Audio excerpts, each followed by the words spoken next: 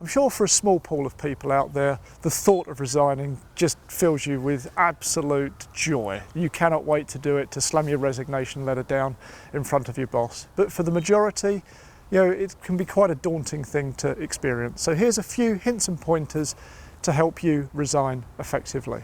Firstly, request a formal meeting with your boss, either by email or by the telephone, requesting that you need 15 minutes of their time. Get that booked in the diary and do it formally.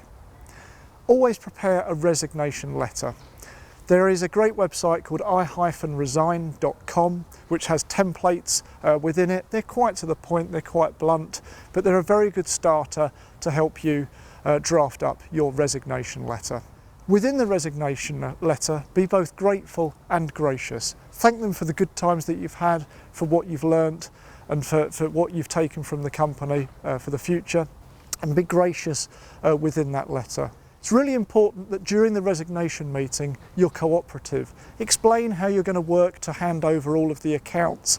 Explain how you're going to make sure that your colleague that you work alongside is going to understand all of your working practices, so that there is an effective handover and it makes it as painless as possible when you move on. That way you may be in a position to reduce down your notice period so that you can start with your new employer that little bit sooner.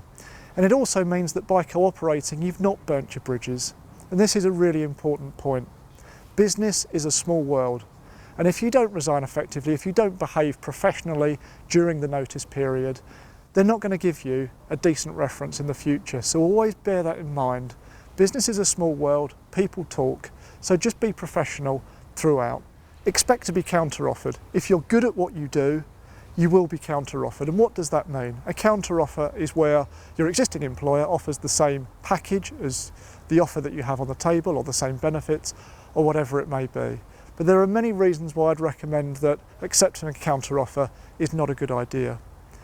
Research shows that 80–90% of people that accept a counteroffer are no longer in that role in 12 months' time. And why is that? The main reason, when you think about it, is you've demonstrated disloyalty. So if there's you and your colleague who's up for a promotion, they're going to go with the person that hasn't been disloyal.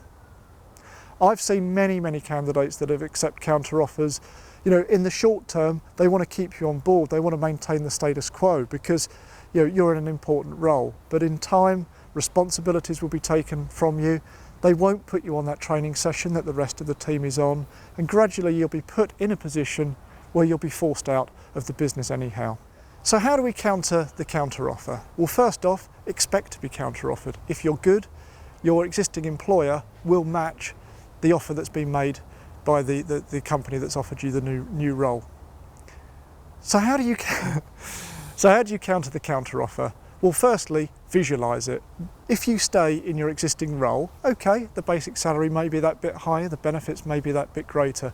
But what realistically is your role going to look like in 12 months' time? Fundamentally, is it any different?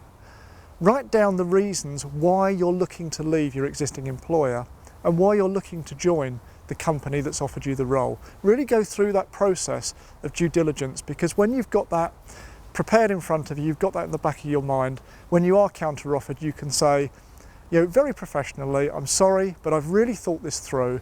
These are the reasons why I'm leaving. These are the reasons why I'm looking to join the new company. My decision is final and I will be leaving. So it's important to resign professionally, to work in cooperation with your existing employer through your notice period, so that you can leave with the bridges still in place for the future, because you never know, you may need them at some point in the future. Hope this has helped you resign. Good luck in your new role.